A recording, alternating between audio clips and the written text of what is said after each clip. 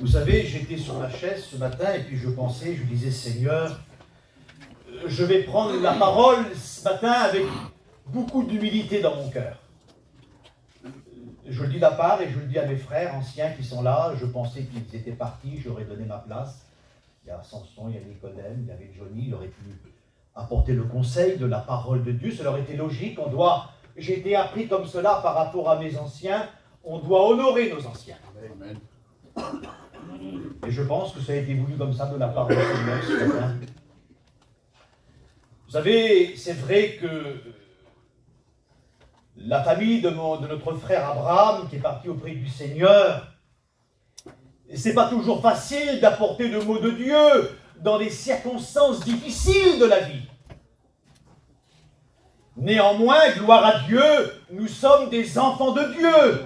Et puis notre espérance, elle n'est pas ici-bas sur la terre, autrement on serait le plus malheureux des chrétiens.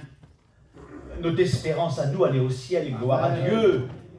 Et puis bientôt, frères et sœurs, alléluia, celui qui doit venir viendra, amen, et nous l'attendons, gloire à Dieu. Je ne sais pas par rapport à l'horloge de Dieu, combien de temps il nous reste sur la terre. Le peu de temps qui nous reste, gloire à Dieu, nous voulons le consacrer à Dieu, nous voulons en faire plus. Et puis, je vous dis de la part du Seigneur, je l'ai dit vendredi, je devais prêcher sur la prière ce matin. C'était le message que j'avais médité depuis dimanche, que le frère m'avait dit de faire le culte. Et puis hier soir, je suis rentré de bonne heure dans ma caravane, et puis le Seigneur a changé de message. Le Seigneur m'a rappelé les mots de notre frère Abraham. Il a témoigné pour celui qui était là dimanche matin, il y a une semaine en arrière, et puis les mots qu'il a dit ont été gravés dans mon cœur, et je me suis rappelé ces mots-là. Il a dit, puis j'aimerais pas faire pleurer ce matin, mais il a dit ces mots-là. Il a dit, moi j'ai toujours été chrétien. Il a dit, j'ai pas toujours été à la hauteur, c'est vrai. Mais à travers cette épreuve de la vie, ce qu'il avait reçu quelques jours avant qu'il ait fait cet infarctus, il a dit, maintenant, je veux en faire plus pour Dieu, alléluia. C'était sa prière à lui, en faire plus pour Dieu. Puis après, vous l'avez écouté, il a prié, Seigneur, ça l'a transpercé mon cœur.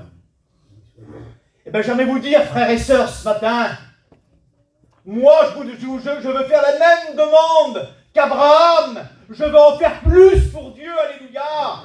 Je ne sais pas combien de temps il nous reste, mais je veux travailler pour le Seigneur, être plus utile pour lui. Tellement de choses de la vie qui nous accompagnent, qui nous accaparent aujourd'hui. Vous savez, le monde, c'est vrai, va très vite même. Mais nous voulons travailler pour le Seigneur, témoigner. Je disais ça tout à l'heure à bout de pain. Et faire de l'évangélisation, il faut les arracher du feu, les contraindre, les forcer à venir au Seigneur Jésus, non pas à venir dans une église. Il y en a tellement qui viennent à l'église et qui n'ont pas une vie conforme à la parole de Dieu. Nous voulons pas des chrétiens, non simplement, mais des enfants de Dieu qui l'ont réellement rencontré, alléluia. Que son nom soit béni et que son nom soit glorifié. Alors, avant de rentrer dans le message, j'ai basé mon message hier soir par rapport, si vous voulez, à la demande et ce que le frère Abraham a dit dimanche. Sans savoir que toute la famille serait là, je pensais que la famille serait partie. Je pense que c'est bon ce que vous allez écouter ce matin de la part du Seigneur. Alors, avant de rentrer dans le message, moi j'aime bien avoir un texte d'introduction pour me servir de tremplin, vous voyez, pour rentrer dans le message que Dieu a mis sur mon cœur, alléluia. Et puis, je lisais la parole de Dieu hier soir. La Bible, sans être un super béréen de la Bible, mais je connais la parole de Dieu. Ce texte, je l'ai lu maintes et maintes fois, je l'ai écouté par nos anciens, je l'ai écouté par des prédicateurs, et puis, j'avais jamais prêché sur ce petit texte-là, et puis j'aimerais me servir de tremplin ce matin. Alors, on trouve ce fait, mais on le trouve à plusieurs endroits différents, mais moi je l'ai pris pour celui qui a la parole de Dieu dans l'évangile de Luc, chapitre 9, et à partir du verset 28. Et puis là, il y a 3 disciples là qui vont faire une expérience exceptionnelle avec le Seigneur Jésus. Oh, que j'aurais voulu être là, moi. J'aurais voulu être à la place de Jacques, de Jean et de Pierre en réalité. J'aurais voulu voir cela de mes propres yeux. Quelle belle expérience! Il nous est dit que, environ 8 jours après qu'il lui dit ces paroles, Jésus prit avec lui Pierre, Jacques et Jean. Et il monta sur la montagne pour prier, gloire à Dieu. Pendant qu'il priait, l'aspect de son visage changea. Son vêtement devint une éclatante blancheur, alléluia. Et voici, 2 hommes s'entretenaient avec lui. C'étaient Moïse et Élie, qui apparaissant dans la gloire, parlaient de son départ qu'il allait accomplir pour Jérusalem. Gloire à Dieu, alléluia. Et puis quand Jésus va appeler ces 3 hommes-là, ces 3 disciples avec lui, il va monter sur le mont Hermon. Et puis le mont Hermon, la signification, c'est montagne sacrée, alléluia.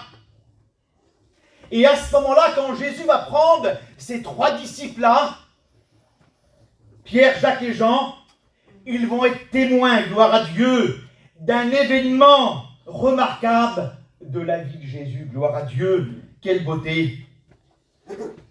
Alors que Jésus priait, parce que le Seigneur Jésus, il priait son Père, gloire à Dieu, il passait du temps dans la prière, c'est important, alléluia. Et pendant que Jésus priait, ils admirèrent la transfiguration éblouissante de Jésus-Christ, alléluia. Et puis là, il y a une note qui ressort. À ce moment-là, c'est quelque chose de surnaturel, quelque chose qui dépasse, je pourrais dire, l'être humain. On pourrait appeler ça, les jeunes pourraient dire aujourd'hui, mais c'est la science-fiction. Quelque chose qui sort de l'ordinaire, qui sort de la routine en réalité. Et puis c'est ce que nous voulons dans nos réunions. Nous ne voulons pas des réunions routinières, gloire à Dieu. On veut qu'il se passe quelque chose dans nos réunions, gloire à Dieu. À ce moment-là, il y a Moïse qui est là, gloire à Dieu. Il y a Élie. Ils sont là et ils parlent avec Jésus de sa mort prochaine à Jérusalem. Moïse, vous connaissez, le frère en a parlé tout à l'heure, c'est celui en réalité qui a transmis de la part de Dieu la loi sur le mont Sinaï, sur le mont Horeb, qui veut dire montagne de Dieu. Et c'est là que Dieu va donner pour les hommes les 10 commandements, la loi. Mais Moïse lui-même, le grand Moïse, celui qui a fait des choses extraordinaires, il va attester que Jésus est supérieur à la loi. Gloire à Dieu, il est supérieur à la loi. Élie, selon les Juifs, était considéré comme le plus grand des prophètes. Le plus grand des prophètes. Mais lui, il va rendre également témoignage que Christ est supérieur à la parole prophétique. Et j'aimerais vous dire ce matin que Jésus, c'est l'accomplissement de la loi, gloire à Dieu. Il nous est dit dans Matthieu 5 et verset 17, « Je suis venu non pour abolir la loi, non, mais pour l'accomplir. » Gloire à Dieu.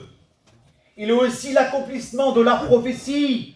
Il y a cette note dans Luc 24 et verset 46. Il est écrit que le Christ souffrirait et qu'il ressusciterait des morts le 3e jour. Gloire à Dieu.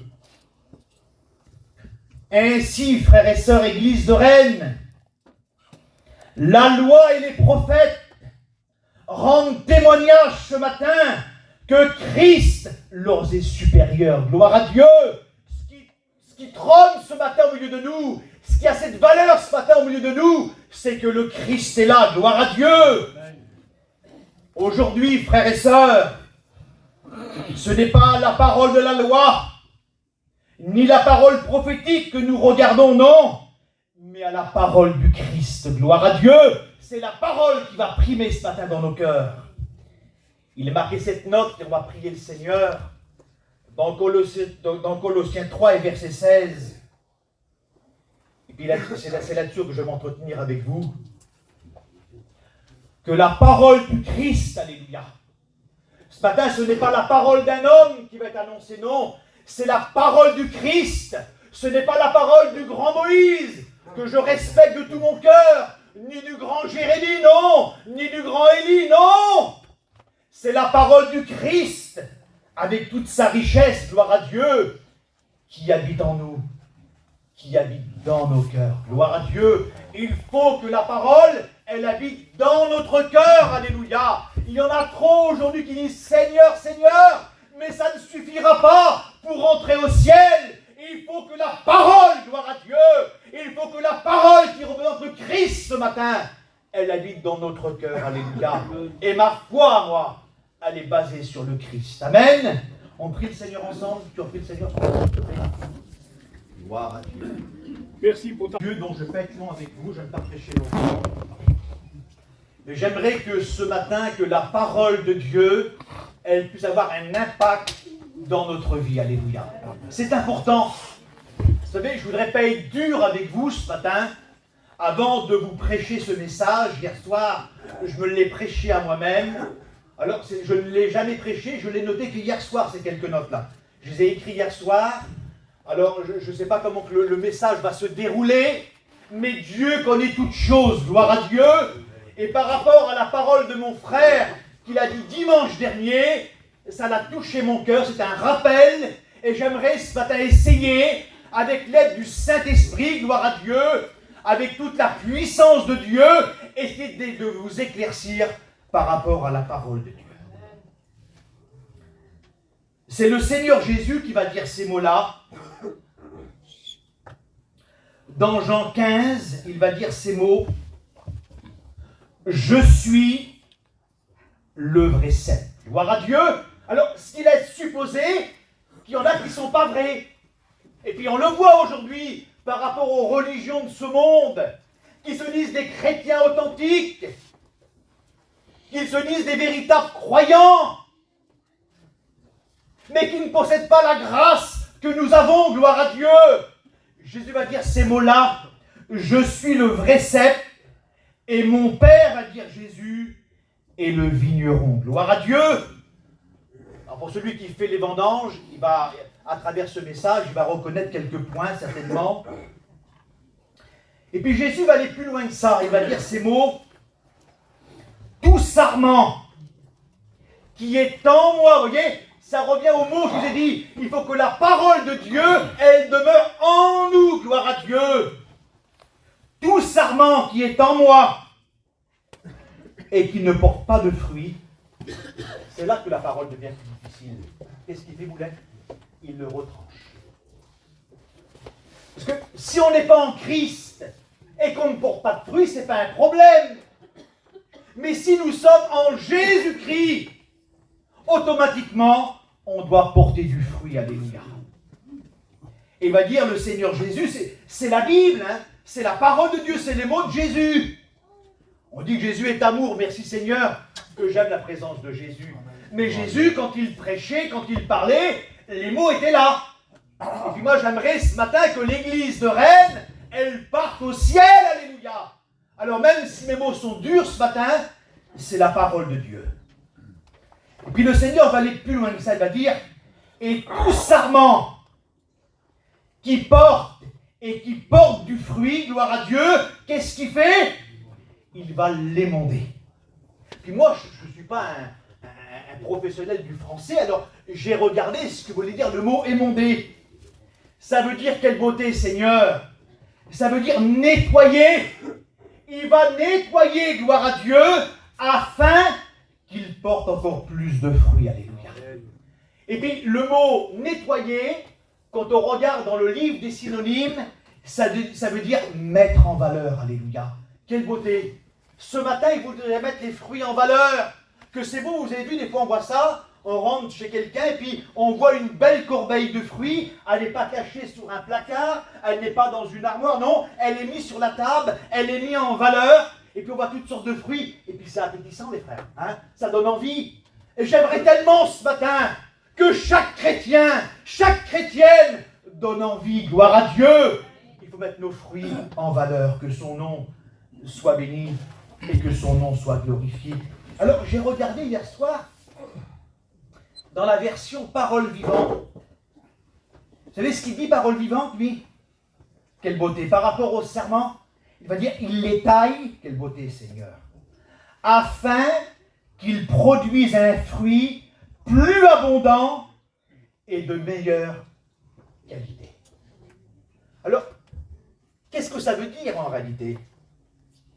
Eh bien, tout simplement, frères et sœurs, à travers l'épreuve que la famille a passée cette semaine-là, bien souvent, il faut le dire, moi je passe aussi par un problème par rapport à mon petit neveu qui a 27 ans, qui a la maladie de ce siècle, là. Bien souvent, on se demande, puis c'est normal en réalité, pourquoi Dieu a-t-il permis tel événement dans ma vie? Alors, des pourquoi, bien souvent, on se pose la question, et puis, c'est pas un mal devant soi en réalité, de se poser la question. Pourquoi l'épreuve, Seigneur? Et peut-être que ce matin, peut-être que la famille, certains peut-être se posent la question, mais pourquoi, Seigneur? Pourquoi l'épreuve? Pourquoi la catastrophe? Pourquoi la maladie? Pourquoi le deuil en réalité? Mais pourquoi? J'ai marqué ici, là, quand surgit la misère, parce que c'est la misère en réalité. Quand on perd un être cher, Seigneur Jésus, c'est le corps qui souffre. Le cœur est en miettes, et puis on pleure, c'est normal, on est des humains. Quand surgit la misère, la détresse, le malheur, que tout semble s'écrouler autour de nous, nous trouvons deux réponses à cela. Il y a deux réponses à cela. C'est ce que j'ai marqué ici, et puis j'ai essayé de réfléchir à cela hier soir. Premièrement, il y a celui qui ne connaît pas Dieu. Celle de l'incroyant qui va dire ces mots-là, il n'y a qu'à accepter, il n'y a qu'à se soumettre, c'est inévitable, c'est la vie qui veut cela, c'est comme cela. Hein? Quand on passe par la misère, c'est comme cela. Ça, c'est un petit peu le raisonnement de l'incroyant. Celui qui ne connaît pas Dieu en réalité, c'est normal, c'est la vie, c'est la fatalité, c'est comme ça. Mais il y a une deuxième réponse à cela, celle du chrétien. Et j'aimerais ce matin essayer d'exhorter, d'édifier ce matin. Il y a celle du chrétien qui se pose la question et qui va dire ces mots-là, mais Seigneur, à travers cette épreuve-là, qu'est-ce que tu veux m'enseigner en réalité? Parce qu'à travers chaque épreuve, il y a un enseignement de la parole de Dieu. Dieu a toujours une solution. À travers cette épreuve, Seigneur, que veux-tu m'enseigner? Vous savez ce que veut dire le mot épreuve? Ça veut dire examen. Bien souvent, quand on passe par l'épreuve, ça a la même portée qu'un examen. Ça veut dire aussi expérience. Bien souvent, ceux qui ont passé par l'épreuve de la vie sont ressortis beaucoup plus forts, alléluia. Et puis après, ils donnent des expériences merveilleuses, que Dieu les a encouragés, que Dieu les a fortifiés, que Dieu les a relevés, et ils sont beaucoup plus forts aujourd'hui qu'hier, gloire à Dieu. C'est ce que Dieu voudrait nous enseigner bien souvent. Vous savez, moi aussi j'ai passé par là, je sais ce que c'est. L'épreuve, la maladie, nous rend plus forts en Dieu, alléluia. Ça nous rend plus forts en Dieu. Alors j'aimerais dire ce matin, parce que bien souvent, il faut le dire, malgré que nous sommes des chrétiens, et puis il semblerait qu'on voudrait se rebeller contre Dieu, parce qu'on ne peut pas accepter l'épreuve, et qu'on ne peut pas accepter quelque chose, et bien on se rebelle en réalité.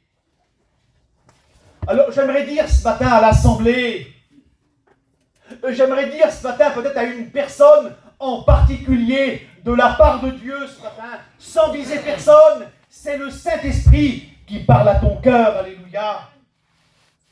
Ce matin, je te demande de la part de Dieu. Dieu est présent dans ce lieu ce matin. Il y a les trois personnes de la divinité. Il y a le Père, alléluia. Il y a le Fils et il y a la personne du Saint-Esprit. Dieu te demande quelque chose à toi en particulier. Accepte ce matin l'épreuve. Accepte le plan divin, alléluia, pour ta vie, gloire à Dieu, afin de porter plus de fruits pour une vie spirituelle toujours plus riche pour la gloire de son nom. Alléluia. Ne tenons pas ce matin, en réalité, un message, un langage du moins négatif. Bien souvent, c'est comme cela, c'est du négatif. Qu'est-ce qu'on parle de négatif? Mais soyons positifs ce matin, gloire à Dieu. Ne tenons pas un langage négatif, non, mais soyons des enfants, alléluia, qui désirent, gloire à Dieu que c'est beau, qui désirent ce matin recevoir, alléluia, davantage de notre Père Céleste ce matin, gloire à Dieu. Dieu voudrait donner ce matin, Dieu voudrait bénir ce matin, Dieu voudrait encourager, alléluia, mais c'est à nous ce matin de demander, alléluia, à genoux, de dire Seigneur, viens remplir mon cœur, alléluia, mon cœur qui a mal ce matin, mais viens m'encourager, viens me réconforter, alléluia. Dieu ce matin, c'est un Dieu qui donne, alléluia. J'ai marqué ici une petite pensée. Nous avons besoin, j'ai besoin, je suis comme vous ce matin, d'être attentif à la voix du Seigneur. Dieu parle, c'est pas en vain ce matin. Dieu ne parle pas aux absents ce matin.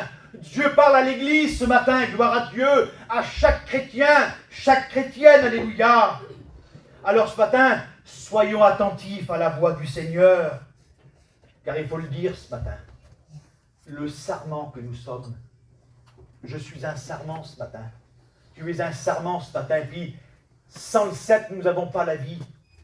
Il faut le dire avec notre cœur ce matin, car le sarment que nous sommes, bien souvent, il faut le dire, quand tout va bien, c'est facile d'être chrétien. On a souvent besoin d'être émondé ce matin. Il faut que le Seigneur enlève les branches qui ne lui conviennent pas. Il faut qu'il coupe ce matin.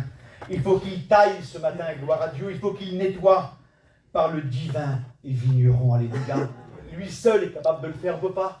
Vous savez, je le dis ce matin à la famille qui est là, quand on passe par l'épreuve, on essaye avec nos mots de dire un petit mot d'encouragement, mais ce n'est pas toujours facile. Alors on essaye de réconforter, on met la main sur l'épaule, on prend par le cou, on fait une choume, on bise, mais ce n'est pas toujours facile, c'est vrai. Mais ce matin, gloire à Dieu, il y a le divin vigneron ce matin, gloire à Dieu, et il connaît ce matin. Et le divin vigneron, il connaît sa vigne, il connaît le cep, il connaît son fils, et il connaît chaque serment ce matin, gloire à Dieu. Et puis ce matin, il voudrait t'encourager, il voudrait nettoyer, il voudrait immonder ce matin, gloire à Dieu, que son nom soit béni et que son nom soit glorifié. C'est pour cela que nous avons besoin ce matin, et puis j'ai besoin, moi, d'être éduqué, instruit par la parole de Dieu. C'est la parole qui prime ce matin. Il est marqué dans 2 Timothée 3,16, toute écriture, frères et sœurs, quelle beauté, est inspirée de Dieu. Elle est utile ce matin pour nous enseigner. Dieu nous parle ce matin, gloire à Dieu, pour nous convaincre, pour nous corriger ce matin, pour nous immonder, pour nous instruire dans la justice, gloire à Dieu. On a tellement besoin, Seigneur. C'est pour cela que le sarment que nous sommes a besoin d'être corrigé. Ah oui, pas toujours facile, c'est d'être corrigé. On n'aime pas ça. Hein? On aime bien la pommade, nous. Ah, ça va aller. C'est pas méchant. C'est pas grave, on va le voir à travers le message. C'est pas méchant. Mais je disais à bébé tout à l'heure, mais c'est dans l'amour de Dieu que j'aimerais essayer de vous faire comprendre le message que Dieu veut vous faire passer ce matin. On est trop près du but, frères et sœurs, c'est pas possible. C'est trop facile une vie de patachon, une vie de théâtre, on n'en veut plus. On veut une vie vraie avec le Seigneur, alléluia. Bientôt, Seigneur, nous serons avec lui, quelle beauté, pour l'éternité. Oui, ce sarment que nous sommes a besoin d'être corrigé bien souvent. Il est marqué dans Proverbe 3, verset 11. Et c'est pas toujours facile, mais Dieu ce matin nous demande d'accepter en réalité. Il va dire, mon fils. Et puis je pourrais rajouter ce matin, sans déformer le texte, ma fille. Ne méprise pas, va dire Dieu, la correction de l'Éternel. Ne t'effraie point de ses châtiments, car l'Éternel châtie celui qu'il aime. Ce matin, quelle beauté. C'est pour notre bien, gloire à Dieu. Vous savez, quand le vigneron va dans sa vigne et puis qu'il voit les choses qui ne vont pas, et bien quand il va couper, il sait que le plant va avoir mal là. Il le sait, ça fait mal. Mais c'est pour le bien de la vigne, gloire à Dieu. Puis bien souvent, le Seigneur, il voudrait te faire voir des choses qui ne vont pas dans ta vie. Mais c'est pour notre bien, gloire à Dieu. C'est pour cela que nous avons besoin d'être ce matin châtiés, punis bien souvent. Ah oui, c'est pas facile, Seigneur, c'est vrai. J'ai mal fait, j'ai pas été à la hauteur, je te demande pardon, Seigneur.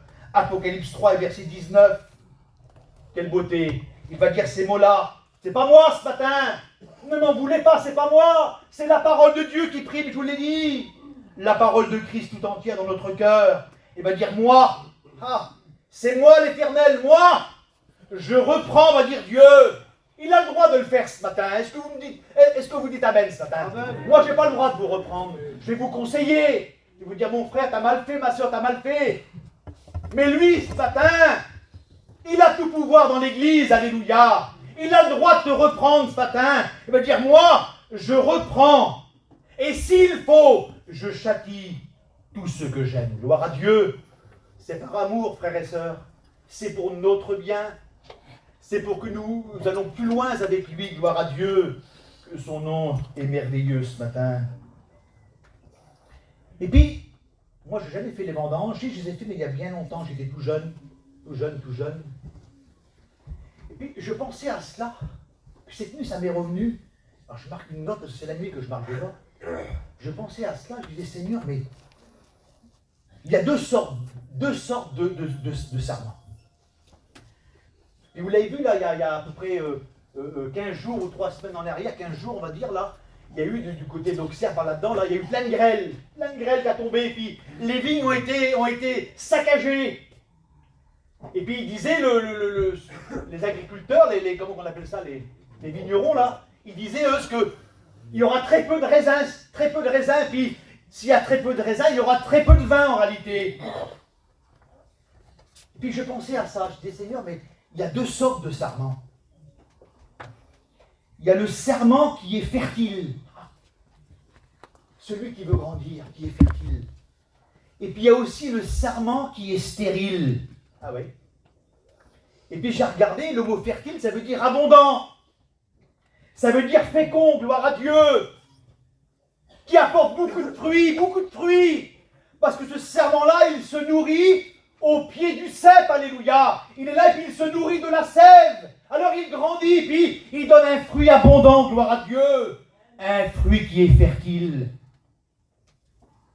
Et puis il y a le sarment qui est stérile. Ah. Et puis le mot stérile, vous savez ce que ça veut dire? Ça veut dire maigre. Et ça veut dire pauvre. Improductif. Ça ne produit rien. Ça n'apporte rien en réalité. Pour celui qui a fait les raisins, c'est des petites grappes toutes maigres, des tout petits bouts de raisins inutiles. C'est pas bon en réalité. Ça n'apporte rien de bon. Mais j'allais vous dire ce matin, je ne vais pas être long avec vous, je n'aime pas prêcher longtemps. J'aimerais vous dire ce matin de la part de Dieu, l'enseignement de Jésus est très clair à ce sujet. Il y a cette note que j'ai marquée ici dans Jean 15 et verset 16. Oh, je vais vous rappeler toujours le même texte ce matin, mais j'aimerais que vous l'imprimez, que vous le gravez dans votre cœur.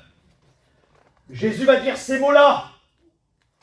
Je vous ai choisi, gloire à Dieu, et je vous ai établi, alléluia, afin que vous alliez et que vous portiez du fruit et que votre fruit demeure. Gloire à Dieu, c'est lui qui nous a choisis, c'est lui qui nous a établis, gloire à Dieu.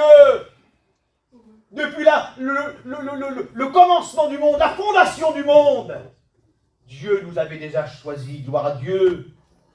Et puis l'apôtre Paul n'est pas en reste quand il va écrire aux chrétiens de Rome de porter des fruits pour Dieu, gloire à Dieu. Il va dire cette note dans Romains 7 et verset 4. Il va dire, mes frères, c'est Paul qui va dire ces mots-là à son époque, à l'église de Rome. Il va dire, mes frères, quelle beauté. Oh, j'aimerais ce matin essayer de vous dire comme l'apôtre Paul, mes frères, mes sœurs ce matin, nous appartenons à Christ, gloire à Dieu, afin que nous portions du fruit pour Dieu, gloire à Dieu. Nous appartenons à Christ, quelle beauté. Ce n'est plus moi qui vis, va dire Paul, mais c'est Christ qui vit en moi, gloire à Dieu, afin que nous apportions du fruit pour Dieu, alléluia, quelle beauté. Oh, ce n'est pas pour les hommes, ce n'est pas pour se montrer, non.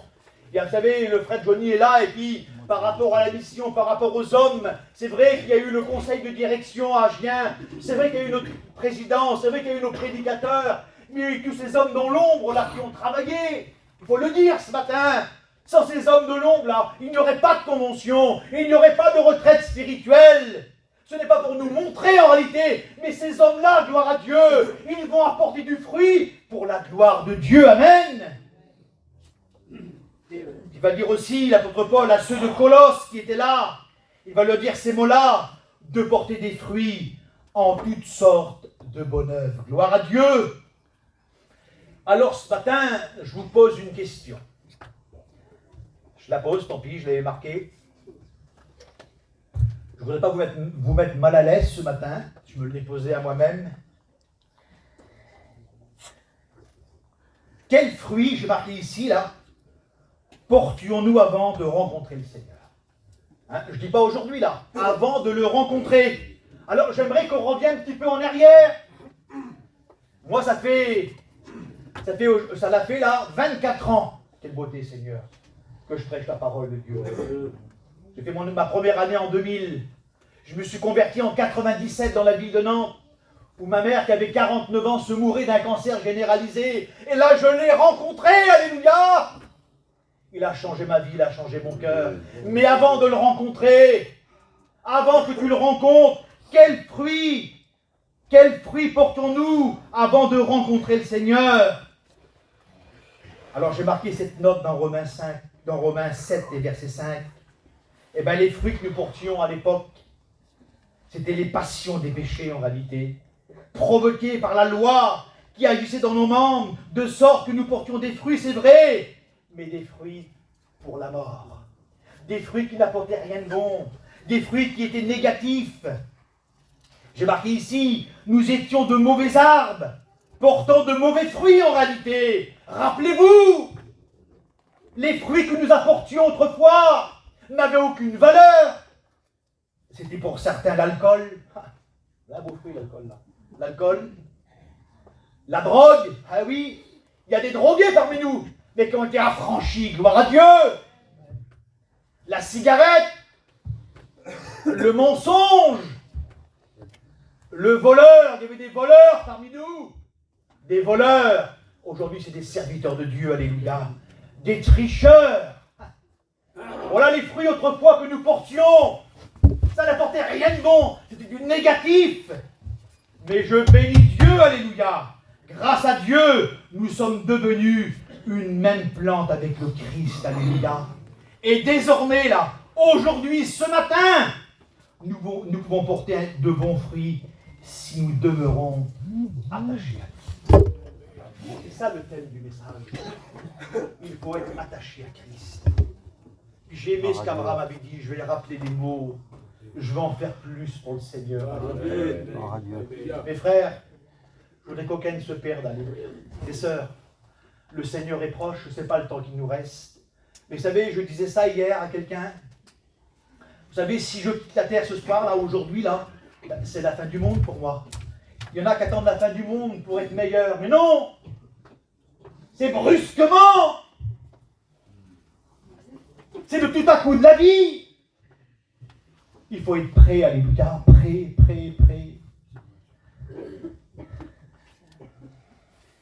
Si vous demeurez en moi, va dire Jésus.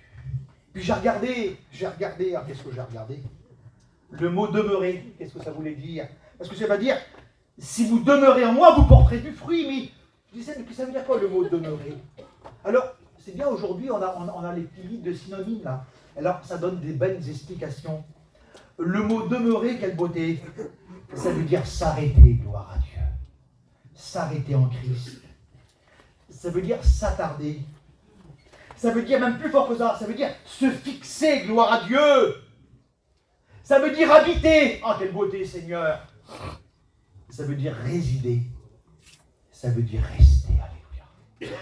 Si vous demeurez en moi, si vous restez en moi, si vous habitez en moi, alléluia, alors vous porterez du fruit, gloire à Dieu. C'est ce que nous voulons, frères et sœurs, c'est porter du fruit. La volonté de Dieu ce matin, le désir de Dieu ce matin, pour nous, gloire à Dieu, pour toi ce matin, c'est la fertilité, c'est l'abondance et non la stérilité. Ça n'apporte rien. Un fruit qui n'est pas appétissant, même si on le regarde dans une corbeille, on ne va même pas le prendre. On va le voir, mais on va prendre le plus appétissant à côté. Et puis c'est ça qui est important ce matin. Comme la vigne, plantée dans un bon terrain, près d'une eau abondante, de manière à devenir une vigne magnifique. C'est ce que Dieu voudrait ce matin. Que tu sois une vigne magnifique, alléluia. Que tu apportes du fruit, alléluia, appétissant. Nous sommes nous aussi, frères et sœurs, plantés dans la bonne terre. Gloire à Dieu, quelle beauté.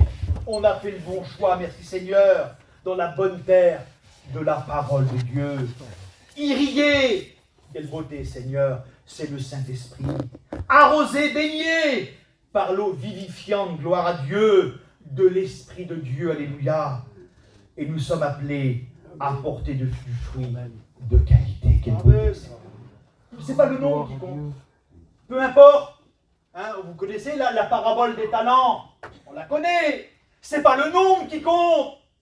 Ce qui compte, c'est d'apporter quelque chose d'agréable, quelque chose de bon, quelque chose d'appétissant, alléluia, quelque chose de savoureux, gloire à Dieu. J'ai presque terminé. Vous savez, je notais ça hier, par rapport, si vous voulez, à la stérilité, par rapport au serment qui n'apporte rien. Malheureusement, Seigneur, je le dis ce matin, il y a des chrétiens du 1er janvier au 31 décembre, ils traînent toujours la patte, c'est pas normal. C'est vrai que c'est pas facile la vie chrétienne, mais le Seigneur est avec nous, il a dit, je serai tous les jours, alléluia. Alors on peut s'appuyer sur lui, gloire à Dieu. Je peux être un chrétien négatif toute l'année. C'est vrai que c'est difficile par moments, mais quand ça va mal, je m'appuie sur lui, gloire à Dieu. Je crie à lui, alléluia. Vous savez, par rapport à la stérilité, dans l'Ancien Testament, les femmes qui étaient frappées de stérilité, qui étaient punies de stérilité dans la Bible, portaient cela comme une opprobre. C'était terrible. C'était terrible pour ces femmes-là, à l'époque-là. C'était un déshonneur. C'était une honte en réalité. Quelle honte! Je vais être cru dans mes mots, mais on montrait ces femmes-là du doigt. On le voit, vous connaissez l'histoire par rapport à Abraham, par rapport... Il y a plein de faits dans la Bible comme cela. C'était une honte. Et puis ces femmes-là, alors j'aimerais ce matin que tu fais un examen de ta vie. Ces femmes-là, en réalité, leur stérilité, là, elle leur pesait. C'était difficile. C'était difficile pour eux. Elles étaient accablées. Alors, vous savez ce qu'elles vont faire, ces femmes-là? Il y a eu plein d'exemples comme cela. Elles vont faire une prière ardemment. Une prière avec passion. Jusqu'à qu'elles soient en capacité d'enfanter. Gloire à Dieu. Dieu avait entendu et exaucé leur prière. Alléluia. Je ne sais pas ce matin, je ne sais pas dans quelle catégorie que tu te mets ce matin. Moi, je suis de la part du Seigneur, je suis peut-être le plus petit devant vous. Et j'aimerais ce matin apporter quelque chose à Dieu. J'aimerais apporter quelque chose à mon Sauveur ce matin, alléluia. Que quand il rentre chez moi, il voit une corbeille et qu'il puisse se servir, alléluia, gloire à Dieu. Alors ce matin, j'aimerais vous demander de faire quelque chose ensemble. Ne devrions-nous pas ce matin, nous aussi, frères et sœurs, crier à Dieu pour qu'il renouvelle en réalité en nous la vie, qu'il émonde, qu'il coupe, qu'il nettoie, s'il faut, ce qui est mort en nous, afin que nous portions un fruit nouveau, gloire à Dieu, un fruit nouveau.